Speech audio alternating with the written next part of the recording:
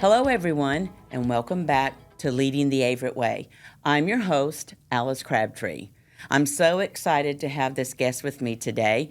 I've known him for quite some time, and actually I met him on his first day joining Averitt Express. I have Isaiah Woodard with us, and Isaiah is our Service Center Director from Orlando, Florida, and I'm excited to talk to him today.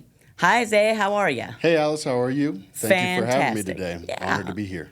You know, I shared with everyone that I've known you for quite some time. I actually met you on your first day joining Averitt Express. Do you remember that? I do remember that day very well. Well, 11 years ago. Tell me why you joined Averitt. Why Averitt Express? Well, you know, when you looked at all of the companies that were out there when I was in school, you had to apply to a lot of places, and you did a little bit of research on them. But the first thing that stuck out to me was the uniformity and how everybody looked. And then you get on YouTube and people do reviews, and everybody said that it was a culture like nothing that they'd ever seen before. Yeah. And so, you know, it was something that I wanted to be a part of. Well, and you joined us, and you know, whenever you came to orientation, I think you were told by our owner, Gary Sasser, the sky's the limit. That's correct. Yep, he shares that with everyone, and he truly believes that, and so do we. So, first, I want to say congratulations to you. You've made a recent move, a promotion to Service Center Director in Orlando. How's that going? It's going great. The associates there have really embraced me as you know, like I've never not been there, right? And you know, just being able to be in a different environment, geographically, it's still the same folks. Yeah. And we all are continuing to beat to the same drum, and it's great to see. Tell me about your experience as a driver.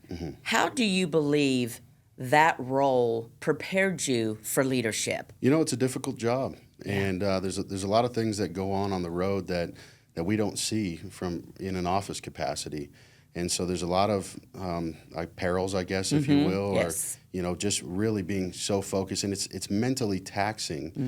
Trying to be as safe as you can out there on the road, making good decisions not only for yourself but to be able to go home to your family, also for the general public. It's a very weighty responsibility, and so you know, moving into a office position, that was even more so evident, right? Okay. And so, and we have an ability to speak and converse with the driving associates on a different level, Yeah. right? And if I'd never done it before, there's certainly things that I would not have a grasp or a concept of true. that I'm grateful to have. Yeah, I think that is so true. You know, my husband was an Averitt driver as well, and I think that has helped in what he does. So I think it's very important. It sounds like you have taken that in each position that you've had, whether it be frontline leader, ops manager, service center director. Right.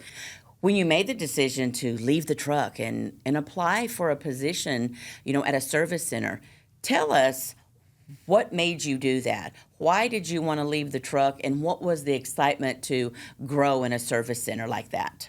Well, certainly the conversation that we had those first couple of days was, you know, food for thought. Yeah. You know, can we actually continue to move and to progress through the company? And, you know, also as part of the research, you see that campaign and you hear that, and that's not always accurate, right? Right. And so when you see it in play and live in motion, it gives you the ability to take the initiative to go after an opportunity like that. What is essential for that person to grow and someday potentially become an Averitt leader? I think very similar advice that you gave me.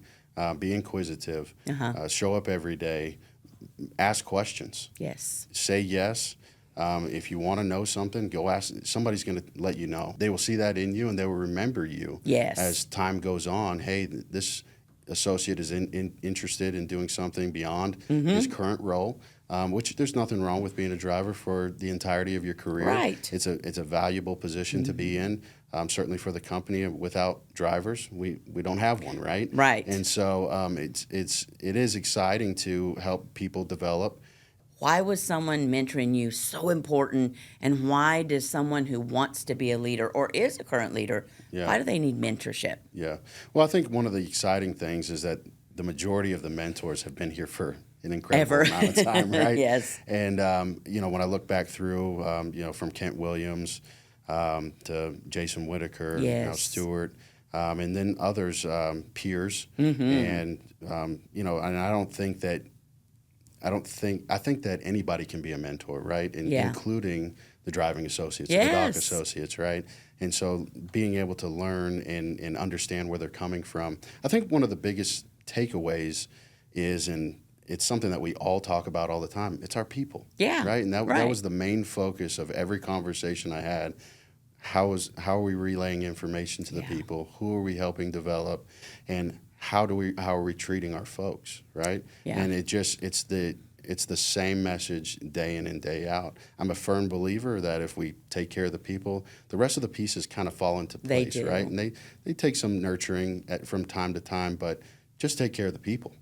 How do you keep your folks in Orlando motivated? How do you foster an atmosphere of teamwork? And we're all bought into the Averitt culture, and we care about our customers. We care about each other. How do you keep that atmosphere?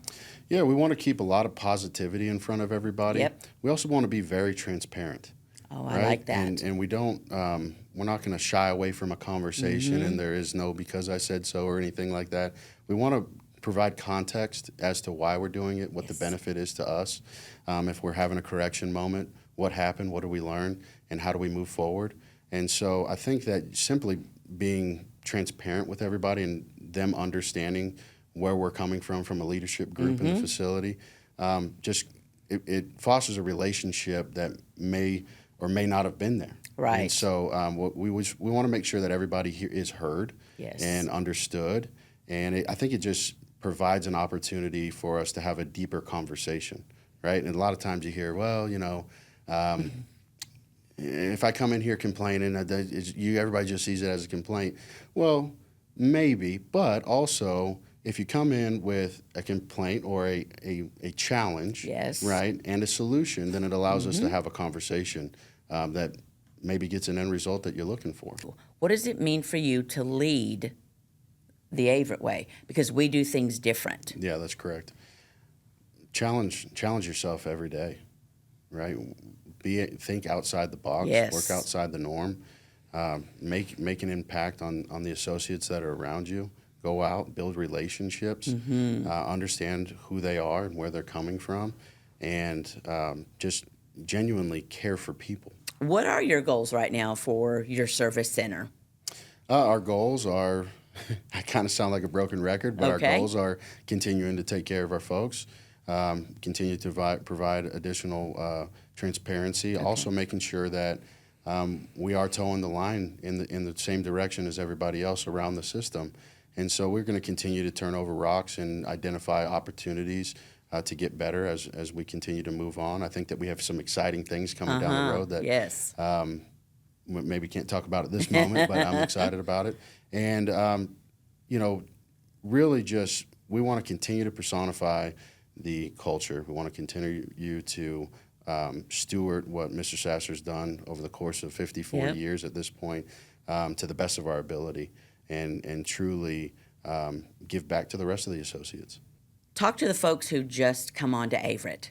Remember that day we Yeah. talked about 11 years ago when Yeah. you walked in the corporate facility for the orientation training. Yeah. Think about that guy or gal who's making their first appearance at Averitt this week, next week.